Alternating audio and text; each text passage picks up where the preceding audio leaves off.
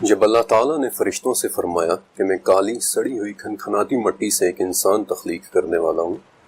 جب میں اسے پورا بنا چکوں اور اس میں اپنی روح پھونک دوں تو تم سب اس کے سامنے سجدے میں گر پڑنا۔ چنانچہ تمام فرشتوں نے سجدہ کیا سوائے ابلیس کے، اور اس نے سجدہ کرنے والوں میں شامل ہونے سے انکار کر دیا۔ یہ واقعہ قرآن پاک میں کم سے کم 7 مرتبہ آیا ہے، لیکن صرف سورہ کہف میں بتایا گیا ہے کہ ابلیس دراصل ایک جن کا نام تھا۔ سلسلۃ الصحیحہ کے مطابق سموم یعنی گرم ہوا کی آگ سے پیدا کیا گیا وہ شیطان جن جس نے اللہ کے سامنے کھلی بغاوت کر دی، اور جس کی سزا میں اسے آسمانوں سے نکال دیا گیا، اور اس نکالے جانے پر اس نے قسم اٹھائی کہ وہ قیامت کے دن تک مٹی سے بنے ہوئے اس انسان کا دشمن رہے گا۔ ابلیس کا لفظ بلاسا سے نکلا ہے، یعنی کہ ہمیشگی کا دکھ۔ اس جن کے بہت سے دوسرے نام بھی ملتے ہیں، مثلا ابو قرہ یعنی سختیوں کا باپ، عدو اللہ یعنی اللہ کا دشمن، ابو کردوس یعنی لوگوں کو کھینچنے کی کوشش کرنے والا، عزازیل الحکم، سلطان الارض الحارس۔ یہی وہ جن تھا کہ جو ہم سے پہلے زمین پر رہنے والے جنات کو مار مار کر جزیروں کی طرف بھگانے والے فرشتوں کو لے کر آیا تھا، اور قرآن میں 11 مرتبہ اس خاص جن ابلیس کا ذکر ہے۔ جب اسے آسمانوں سے نکال کر زمین کی طرف بھیجا گیا تو یہ بصرہ کے قریب اترا تھا، اور ابن عمر رضی اللہ تعالیٰ عنہ کہتے ہیں کہ اترتے ہوئے اس کی انگلیوں میں تھیں، اور یہ آسمان کی طرف نظریں جمائے دیکھ رہا تھا۔ سلسلۃ الصحیحہ کے مطابق اس زمین کے اندر ابلیس اپنا تخت سمندر کے پانیوں پر لگا کر بیٹھتا ہے، اور اس کی خوراک ہر وہ چیز ہے کہ جس میں اللہ کا نام نہیں لیا گیا۔ سورہ بقرہ کے مطابق ابلیس وہ جن ہے کہ جو بنی آدم یعنی ہم سے شدید ترین نفرت رکھتا ہے۔ سورہ ہجر کے مطابق اس نے اللہ کے سامنے کہا تھا کہ چونکہ آپ نے مجھے مٹی کے اس انسان کی وجہ سے گمراہ کیا ہے، اس لیے میں بھی آپ کے اس انسان کو گمراہ کروں گا۔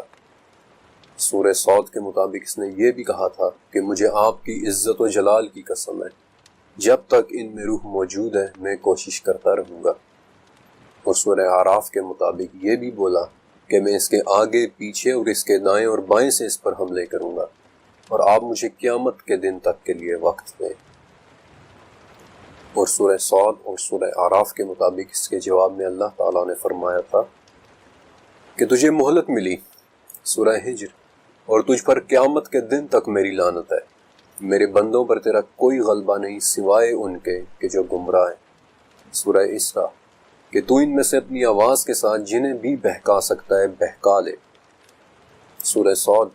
ان میں سے جو بھی تیرا ماننے والا ہوگا میں اسے جہنم میں تیرے ساتھ بھروں گا۔ اور مسند احمد اللہ تعالیٰ نے یہ بھی فرمایا کہ مجھے بھی میرے عزت اور جلال کی قسم ہے کہ جب تک یہ مجھ سے بخشش مانگتے رہیں گے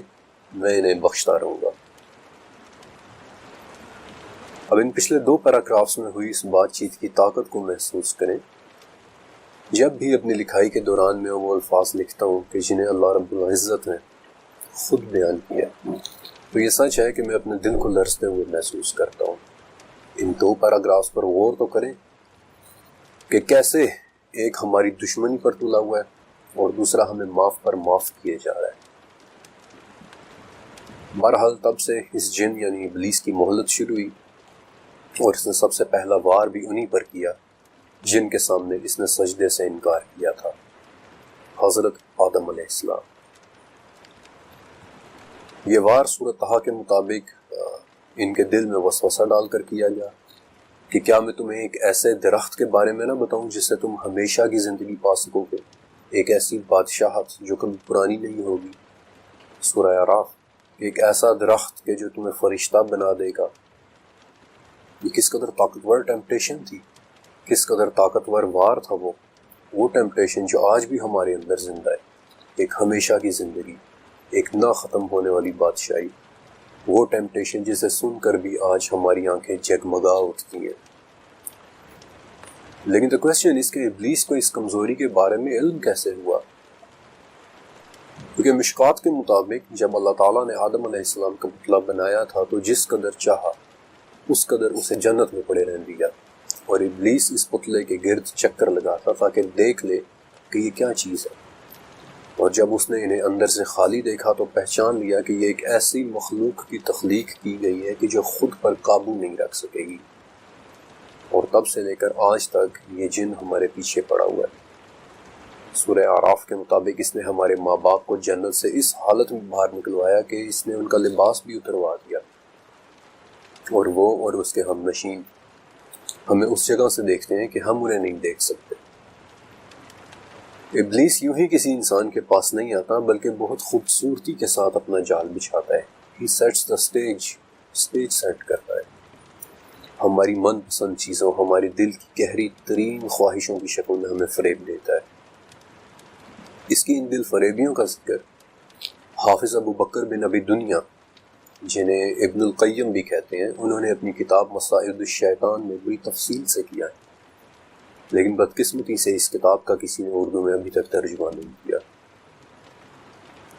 اس کا ہم پر انفلوئنس سب سے زیادہ حالت ضعف میں ہوتا ہے، یعنی کمزوری کی حالت میں،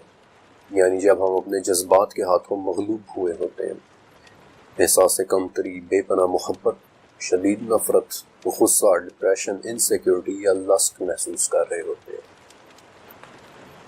اس وقت ہم اس کے حملوں کے لیے ایک بہت ہی آسان ہدف، ایک ایزی ٹارگٹ ہوتے ہیں، یہاں تک کہ ہمارا یہ سب سے بڑا دشمن اپنا آخری وار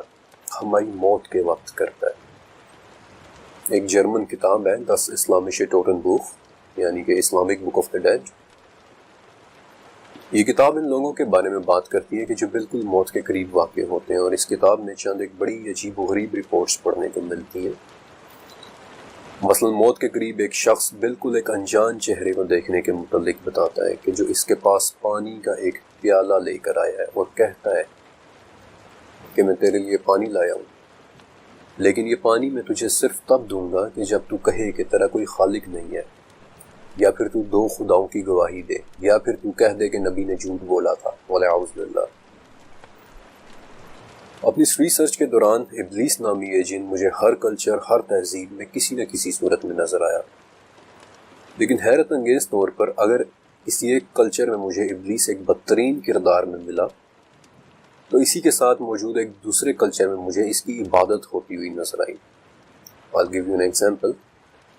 قدیم عراق یا میسوپوٹامیہ میں ایک نہایت ہی خطرناک جن لمستو کے بارے میں ذکر ملتا ہے کہ وہ بچوں کو نقصان پہنچاتا ہے اور عورتوں کو مسکیریجز کاز کرتا ہے۔ لیکن یہی لمستو اینشینٹ ایران میں لاما کے نام سے معبود بنا ہوا نظر آتا ہے۔ انفیکٹ اس معبود لاما کی شکل آج بھی قدیم ایرانی تہذیب کا ایک سمبل ہے، یعنی کہ پروں والا ایک بیل۔ اسی طرح اس قدیم ایران میں جس اہورا مزدا کی عبادت کی جاتی ہے، وہی اہورا ایک بگڑے ہوئے نام کے ساتھ اینشنٹ انڈیا میں ایک شیطان کے روپ میں نظر آتا ہے، کہ جس کے ماننے والے بیسیکلی آج بھی موجود ہیں اور خود کو اگوری کہلواتے ہیں۔ ہماری ہر ٹیمپٹیشن، ہماری ہر جائز ناجائز خواہش جس کی تکمیل کے لیے ہم کسی بھی حد تک جانا چاہتے ہیں، ابلیس ہمیں اس روپ میں نظر آتا ہے۔ 16ویں صدی کا ایک اٹالین میوزیشین تھا جیوسیپے ٹارڈینی، میوزک لکھنے کا دیوانگی کی حد تک شیلائی، اور اس نے کچھ بڑی ہی مشہور دھنیں بھی لکھی تھی، جس میں سے ایک تھی دی ڈیولز ٹرل، اور یہ وہ دھن تھی جس کے بارے میں اس نے آخر میں لکھا تھا کہ یہ دھن مجھے شیطانوں نے تحفے میں دی تھی۔ کبھی یہ کسی مذہبی پیشوا کے سامنے اس کے علم پر تکبر کی شکل میں آتا ہے، کہ جیسے پوپ فرانسس نے ایک دفعہ کہا تھا کہ ابلیس بہت عقل مند ہے، یہ بہت سے مذہبی پیشواؤں سے زیادہ مذہب کو جانتا ہے۔ اس ماڈرن ایج میں کہ جب اسپیشلی مغربی دنیا میں جہاں مذہب کے ماننے والے دھیرے دھیرے کم ہوتے چلے جا رہے ہیں، وہاں بھی ابلیس نے خود کو آزادی کی علامت کے طور پر زندہ رکھا ہوا ہے، بغاوت کی علامت، آزادی کی علامت۔ اور آج کی ماڈرن ایج میں بھی ایک جگہ ایسی ہے کہ جہاں یہ معبود بنا ہوا نظر آ رہا ہے۔ عراق، ایران اور ترکی میں ایک قبیلہ آباد ہے جسے یزیدی کہتے ہیں۔ ان کا نام شاید آپ نے 2014 میں بہت زیادہ سنا ہوگا۔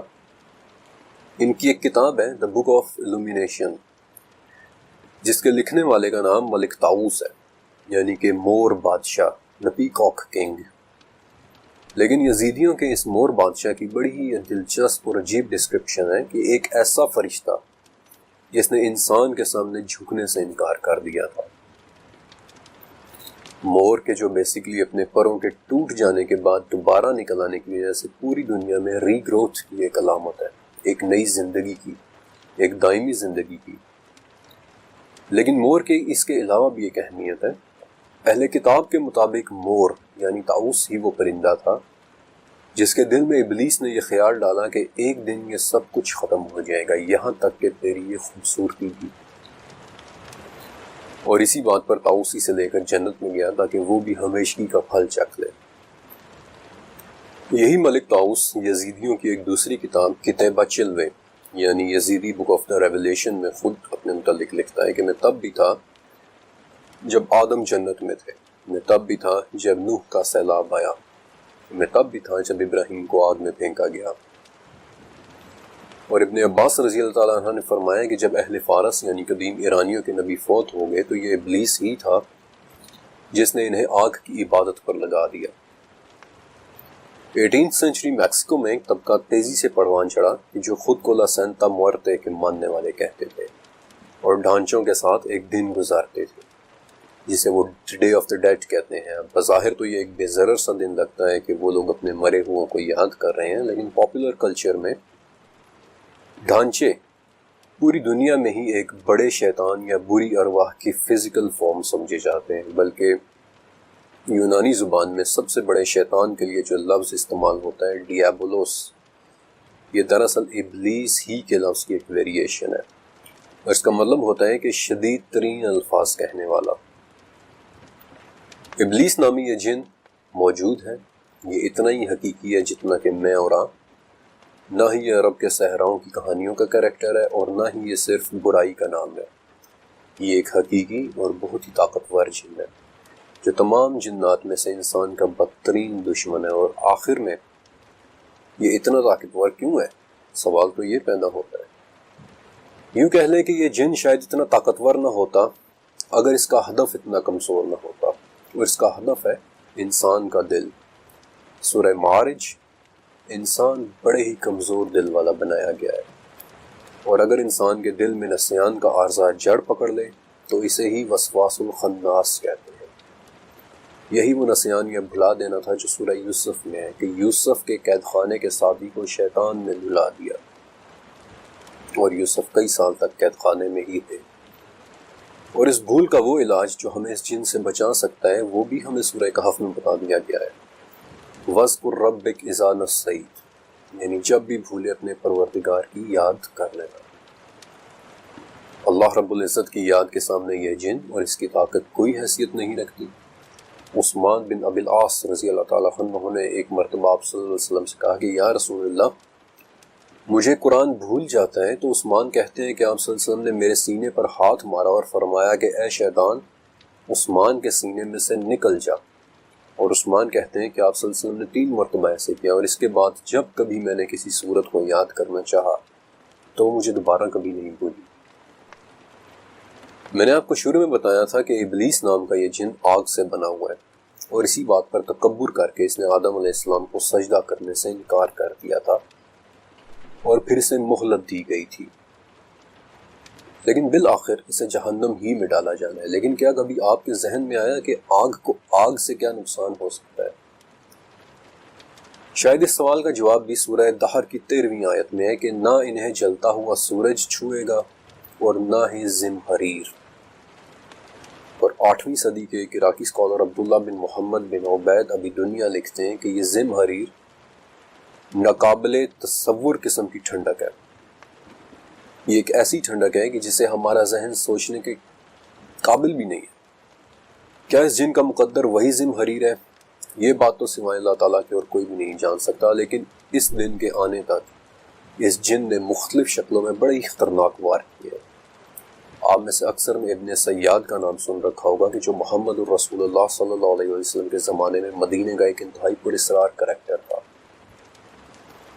ابو سعید کہتے ہیں کہ مدینے کے ایک راستے میں چلتے ہوئے آپ صلی اللہ علیہ وسلم کے سامنے ابن سیاد آ گیا،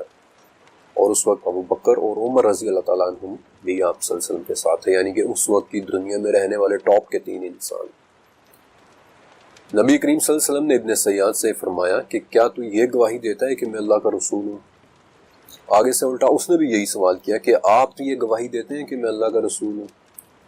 نبی کریم صلی اللہ علیہ وسلم نے فرمایا کہ میں اللہ پر، اس کے فرشتوں پر اور اس کی کتابوں پر ایمان لایا ہوں۔ ابن سیاد تجھے کیا نظر آتا ہے؟ اس نے کہا کہ مجھے پانی پر ایک تخت نظر آتا ہے۔ آپ صلی اللہ علیہ وسلم نے فرمایا کہ تو سمندر پر ابلیس کا تخت دیکھ رہا ہے۔ پھر آپ صلی اللہ علیہ وسلم نے پوچھا کہ تجھے اور کیا نظر آتا ہے؟ اس نے کہا کہ میں 2 سچوں اور 1 جھوٹے یا 2 جھوٹوں اور 1 سچے کو دیکھ رہا ہوں۔ اور اس بات پر آپ صلی اللہ علیہ وسلم نے فرمایا کہ اس کا معاملہ خود اس کے سامنے گڑ مڑ کر دیا گیا ہے، اسے چھوڑ دو۔ ابلیس نامی یہ جن انسان کی پیدائش کے وقت سے اس کا دشمن ہے اور آخری دن تک یہ اپنی دشمنی کی آگ میں رہے گا۔ اس وقت بھی یہ پانیوں میں کہیں نہ کہیں موجود اپنے تخت پر بیٹھا ہوا ہے، اپنے اندر ہماری نفرت لیے ہوئے، ہمیں بہکانے کی کوششیں کرتا ہوا۔ رب تعالیٰ کی عزت قسم اٹھائے ہوئے کہ جب تک ہماری روح ہمیں موجود ہے اس کی کوششیں جاری رہیں گی۔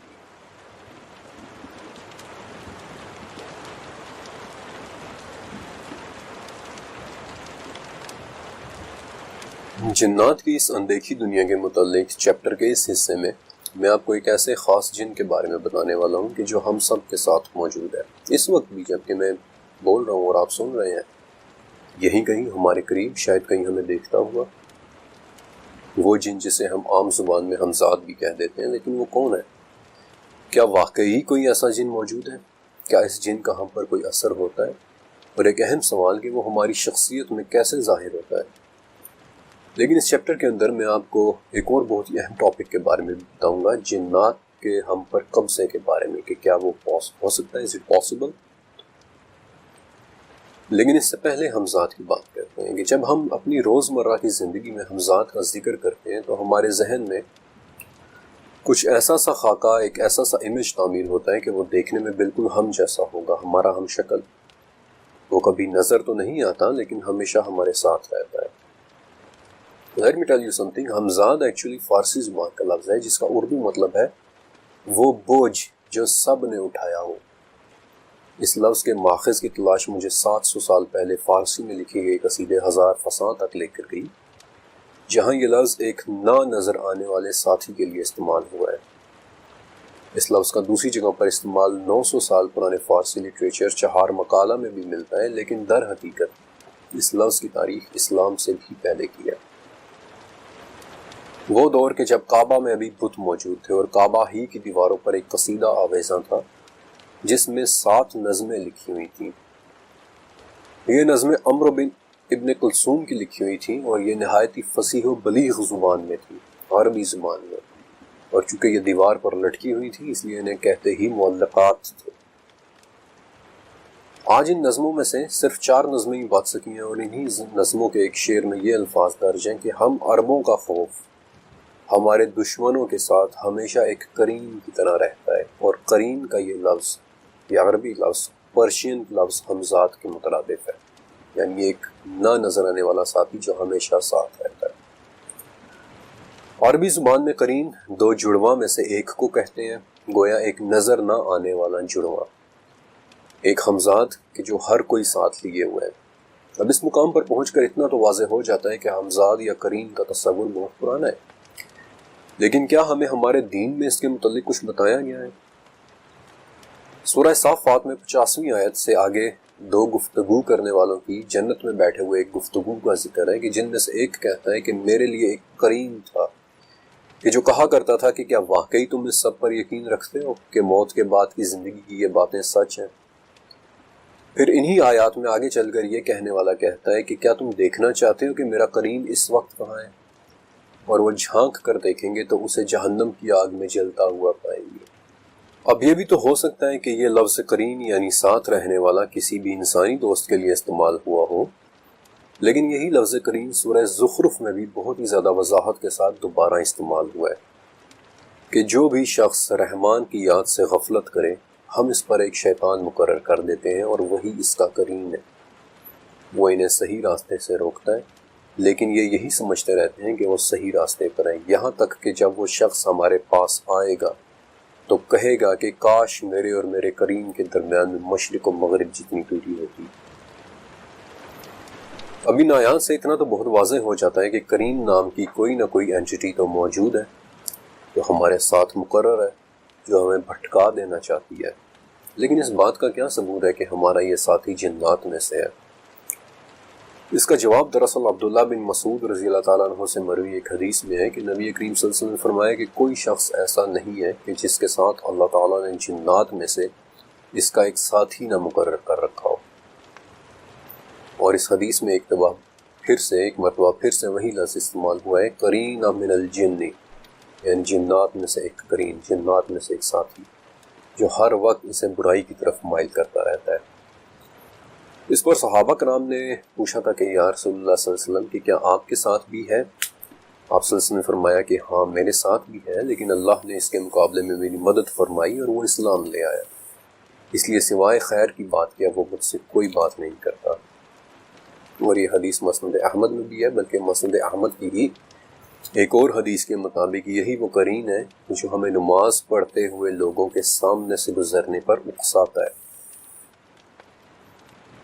اور اب دوسرا سوال کہ کیا ہمارا ہمزاد یا شیطان جن ہم پر قابض ہو سکتا ہے یا کیا وہ ہمارے اندر داخل ہو سکتا ہے؟ اس چیپٹر کے پچھلے حصے کے اندر میں آپ کو بتا چکا ہوں کہ شیاطین کا ہدف ہمارا سب سے کمزور عضو ہے، یعنی کہ ہمارا دل، اور اس کا سب سے بڑا ہتھیار اسی کمزور دل کے اندر خیالات کا ڈالنا ہے، ہمیں اکسانا ہے، ہماری نفسیات سے کھیلنا ہے، اور اس کے اٹیک کی صورت میں سب سے پہلی چیز برے خیالات کا آنا ہے، خودکشی جیسے خیالات، جانداروں کو تکلیف دینے جیسے خیالات، شرمناک خیالات، اور کچھ ایسے خیالات کہ جن کا ذکر آپ خود سے بھی کرتے ہوئے شرمائیں گے۔ ان خیالات کی ہولناکی کا اندازہ آپ یہاں سے لگا سکتے ہیں کہ چیپٹر کے اس حصے کے بارے میں لکھتے ہوئے اپنے انٹرویوز کے دوران میرے سامنے ایک شخص نے کنفیشن کیا کہ ہر زندہ چیز کو دیکھ کر اس کے دل میں اس چیز کی گردن کاٹ دینے کی خواہش پیدا ہوتی ہے۔ پھر انٹرویوز کے دوران ایک شخص کا کنفیشن تھا کہ وہ اکثر خود کو اپنی کنپٹی پر بندوق رکھ کر چلاتے ہوئے امیجن کرتا ہے، اور کچھ کنفیشنز اتنے بھیانک اور سنجیدہ تھے کہ میں انہیں اس چیپٹر میں بیان بھی نہیں کر سکتا، سنا بھی نہیں سکتا۔ بہرحال کریم نامی اس جن کے یہ نفسیاتی وار، بیس سائیکولوجیکل اٹیک، ہمیشہ کی طرح ہماری حالتیں ذوف میں بڑے شدید قسم کے ہوتے ہیں، بے انتہا خوشی، خوفناک قسم کا غم و غصہ، بے تحاشا خوف یا ڈر، نیند اور بیداری کی درمیانی حالت جسے ٹرانس بھی کہتے ہیں۔ یہ حالتیں اس جن کے اٹیک کے لیے آئیڈیل ہے، یہ ہماری کمزور ترین کنڈیشنز ہوتی ہیں، لیکن ایک بات یاد رکھیے کہ ہمارے ہمزاد یا قرین کے ہم پروار اور نفسیاتی بیماری میں فرق کرنا بہت ضروری ہے، اور اس لیے میں نہایت ضروری سمجھتا ہوں کہ آپ کو ان دونوں میں فرق کے بارے میں بھی بتاؤں۔ نفسیات یا سائیکالوجی میں ایک بہت ہی بھیانک سی کیفیت ہے DID، یعنی کہ ڈس ایسوسیٹیو آئیڈینٹی ڈس آرڈر۔ اس کنڈیشن میں ایک ہی انسان کے کئی روپ ڈیولپ ہو جاتے ہیں، اور ہر روپ کی ایک علیحدہ شناخت، نام، عمر، یہاں تک کہ ہر روپ کی اپنی الگ آواز بھی ہو سکتی ہے۔ اس بیماری میں ہر روپ ایک آلٹر کہلاتا ہے، اور ایک آلٹر سے دوسرے آلٹر میں بدلنے کے عمل کو سوئچ کرنا کہتے ہیں۔ جب کبھی اس کیفیت کا مریض ایک آلٹر سے دوسرے آلٹر میں سوئچ کرتا ہے تو اس وقت اس کی اپنی شخصیت، جسے ہوسٹ کہتے ہیں، وہ بالکل ختم ہو جاتی ہے، اور اس کا آلٹر ہی اس کی شخصیت پر مکمل طریقے سے غالب آ جاتا ہے، اور یہی وہ کیفیت ہے جسے ہم اکثر جن کے حاوی ہو جانے سے منسوب کر دیتے ہیں۔ اور ایک عام شخص کے لیے اس کنڈیشن کو فوراً جن کا قبضہ سمجھ لینا کوئی عجیب بات نہیں ہے، کیونکہ کسی بھی ایک آلٹر میں ہوسٹ کی کیفیت اتنی عجیب ہو جاتی ہے کہ کبھی اچانک اس کی آنکھوں میں آنسو اور دل میں اداسی چھا جاتی ہے، لیکن اگلے ہی لمحے وہ کہکہے لگا کر ہنس رہا ہو سکتا ہے، ایک لمحے وہ بچوں کی طرح لاڈ کر رہا ہو سکتا ہے، اور اگلے ہی لمحے وہ نفرت کے ابال میں آ کر آپ پر اٹیک بھی کر سکتا ہے، ایک لمحے کے لیے وہ آپ کو پیار سے سمجھا رہا ہو سکتا ہے، اور دوسرے ہی لمحے وہ ایک دھماکے کی طرح آپ پر پھٹ بھی سکتا ہے۔ میرے خیال میں اگر آپ بھی DID اس کے مریض کو اپنے آلٹرز کے درمیان سوئچ ہوتے دیکھیں تو آپ بھی اسے جنات ہی کے زیر اثر سمجھیں گے۔ بہرحال اس کیفیت کے ڈیولپ ہونے کی سب سے بڑی وجہ بچپن میں ملا ایبیوز، لیکن چونکہ یہ ٹاپک ڈی آئی ڈی جیسی کسی نفسیاتی بیماری کے متعلق نہیں ہے، اس لیے فی الوقت اس کے متعلق میں زیادہ نہیں لکھ رہا، آپ کو صرف بیسک انفارمیشن دے رہا ہوں، اور بیسک انفارمیشن دینے کے بعد میں واپس کرین یا ہمزاد کی طرف آتا ہوں اور آپ کو کرین کے ہم پر حاوی ہونے اور ڈی آئی ڈی میں فرق کرنا سکھاتا ہوں۔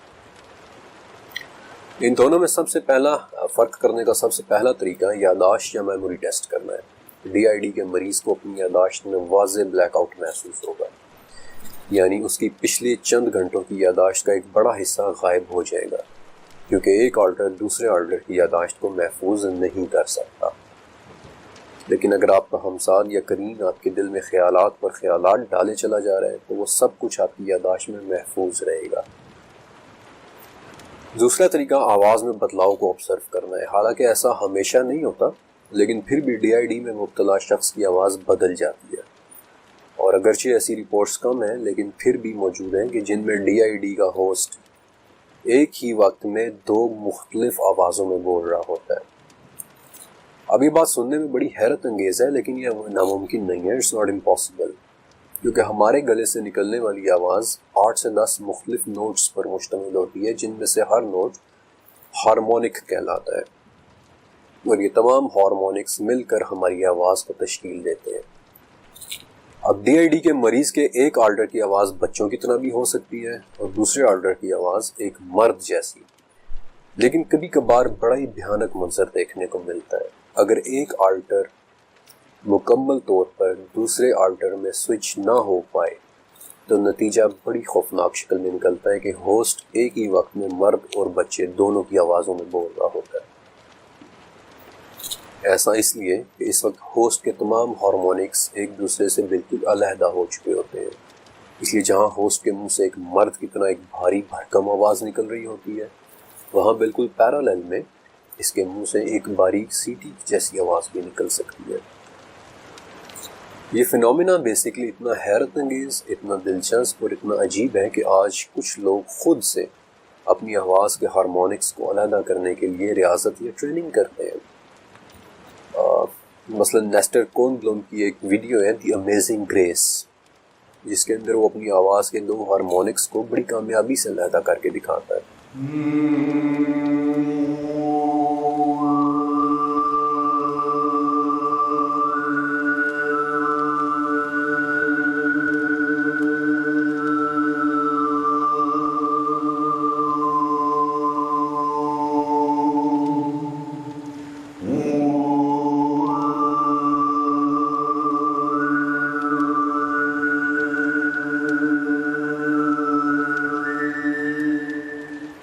لیکن اگر آپ امیجن کریں کہ ایک شخص بیک وقت مرد اور بچے کی آواز میں بول رہا ہے،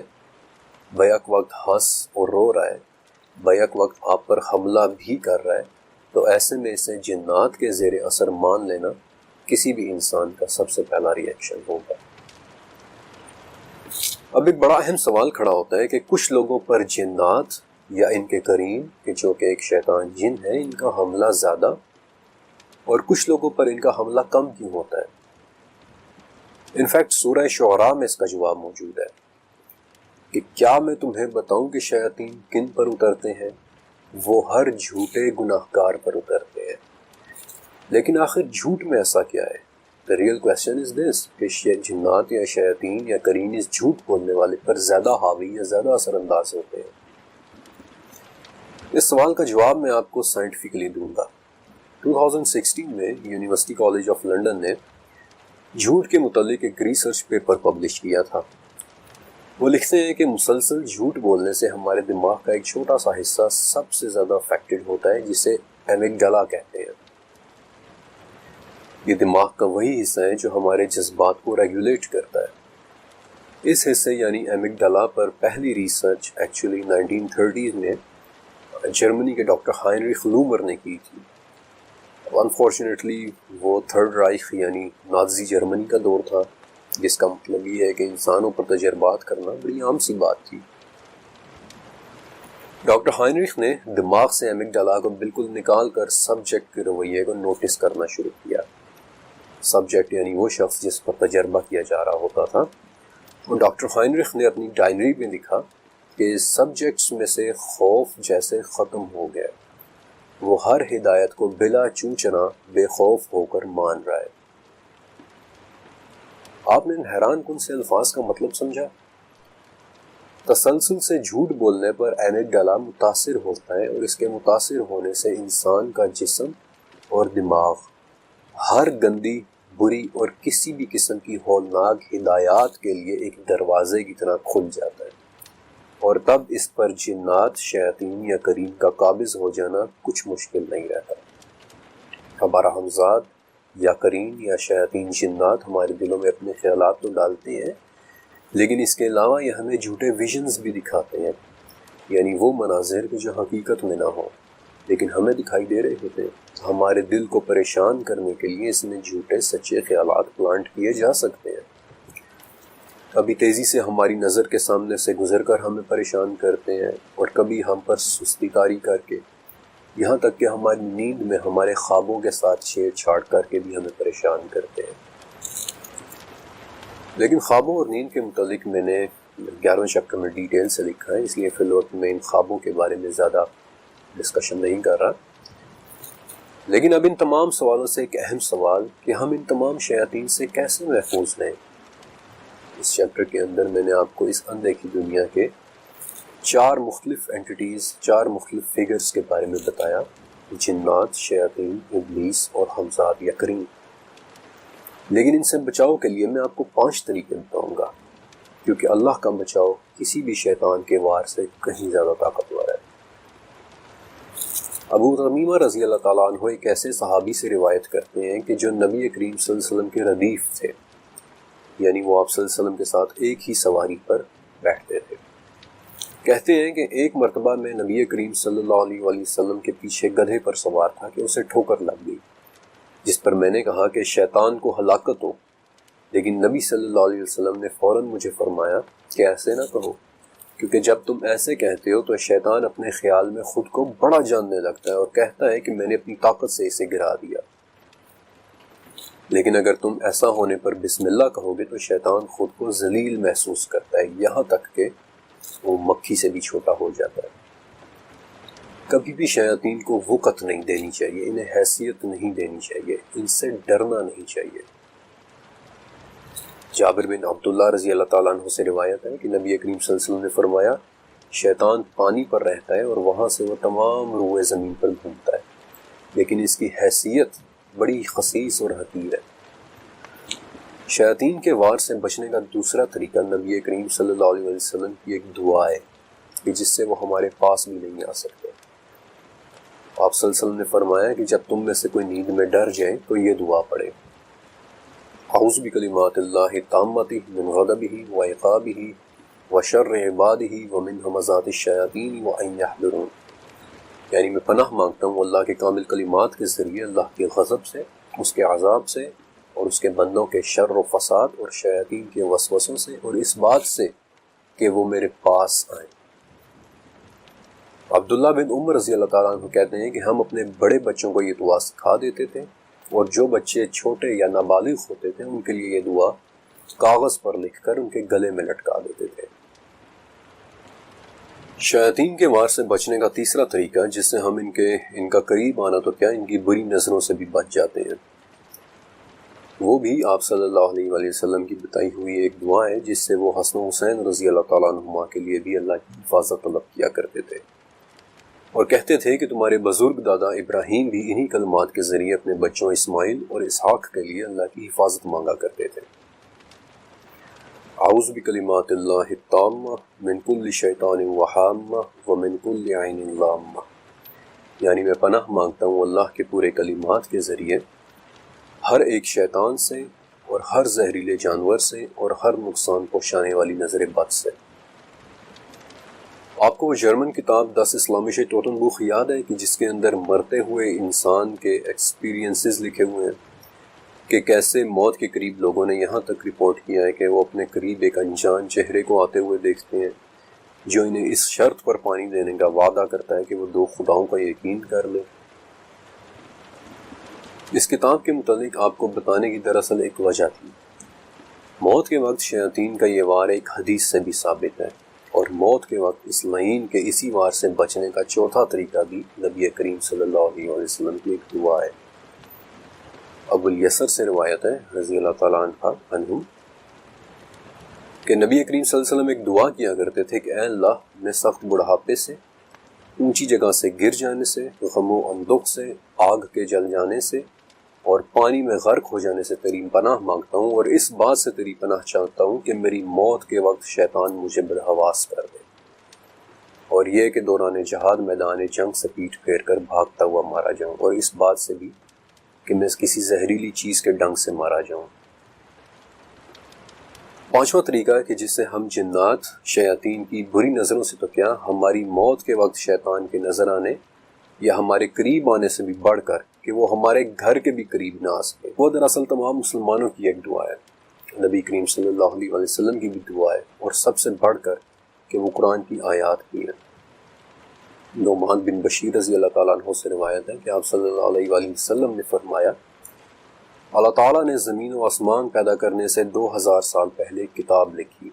اس کتاب میں 2 آیات نازل کی، اور انہی 2 آیات سے سورہ بقرہ کو ختم کیا۔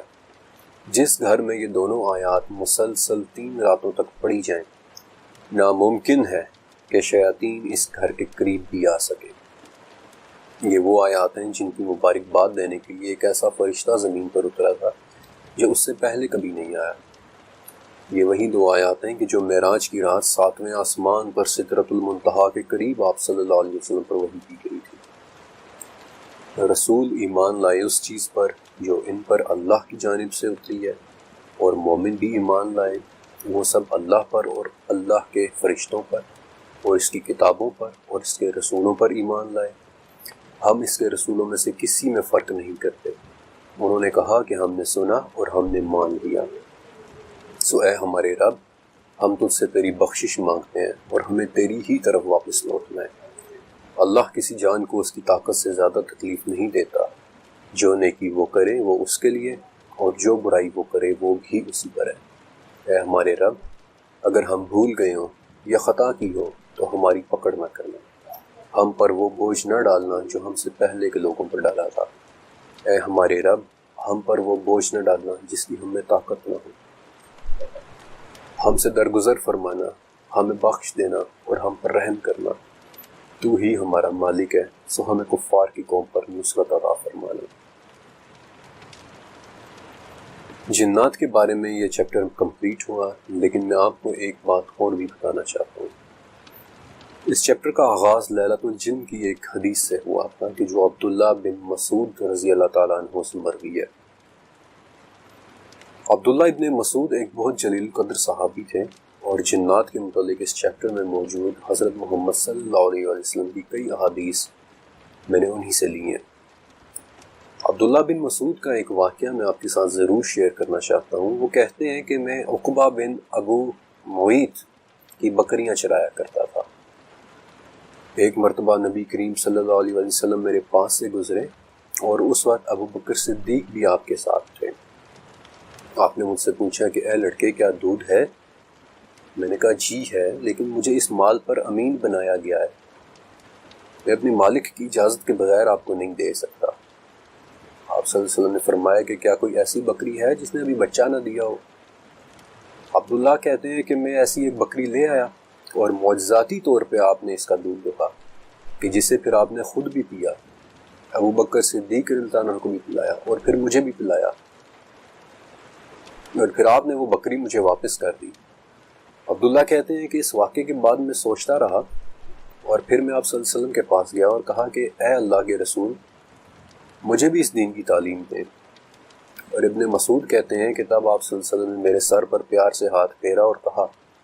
کہ عبداللہ، تو بہت پیارا سا تعلیم یافتہ لڑکا ہے۔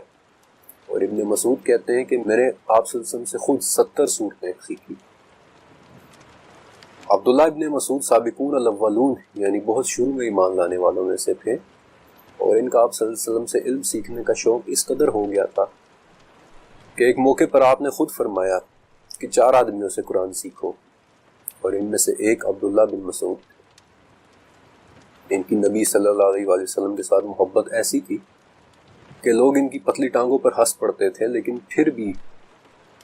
وہ نبی کریم صلی اللہ علیہ وسلم کی خاطر مسواک توڑنے کے لیے درخت پر چڑھ جاتے تھے، اور علم سے بریز خوبصورت زندگی کی شروعات ہوئی۔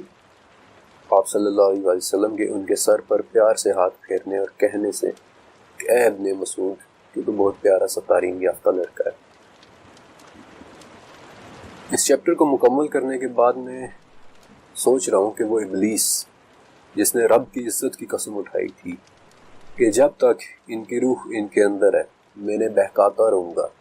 لیکن وہ رب جس نے اپنی عزت کی قسم اٹھاتے ہوئے کہا تھا کہ جب تک یہ مجھ سے بخشش مانگتے رہیں گے میں انہیں معاف کرتا رہوں گا، اس رب کے بھیجے ہوئے وہ نبی جو جگہ جگہ ہمیں شر سے محفوظ رہنے کے طریقے بتا رہے ہیں، ان کے وہ امتی جن کے سروں پر وہ پیار سے ہاتھ پھیرتے ہیں اور نیکی کی باتیں سکھاتے ہیں، اور وہ امتی اصحاب کہ جنہوں نے اپنی زندگیاں گزار دیں ان کی تعلیمات ہم تک پہنچانے میں سوچتا ہوں کہ ناممکن ہے کہ کوئی شخص یہ سب کچھ جاننے کے بعد ان شیاطین سے بے خوف ہو کر اس رب سے، اس نبی سے، ان اصحاب سے محبت کیے بغیر رہ سکے گا۔